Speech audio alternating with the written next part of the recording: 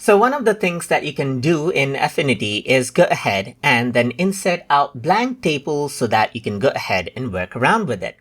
So to go ahead and do that over here in the layout section, over here on the left hand side, you see the table tool. Simply go ahead and click, and then what happens is that you'll be able to click and drag to create out table. So if I were to go ahead and click and drag out too much, you can see there's more rows and columns. But if I were to make it, let's say, less right here, you can see that the rows and columns stands out accordingly. So now as I were to click and drag it, this is what you have. And now you can simply go ahead and start entering out the data now. You can go ahead and click and drag this, click and drag out on the bottom as well. And then now you can see that I resized out the table accordingly.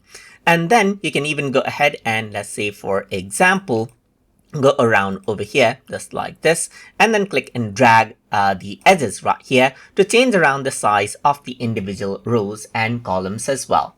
So that is basically how you can go ahead and insert out blank table as you like, so that you can go ahead and then insert out data as you like inside of Affinity. So I hope you guys learned something as always. And as always, please like, comment, share, and subscribe.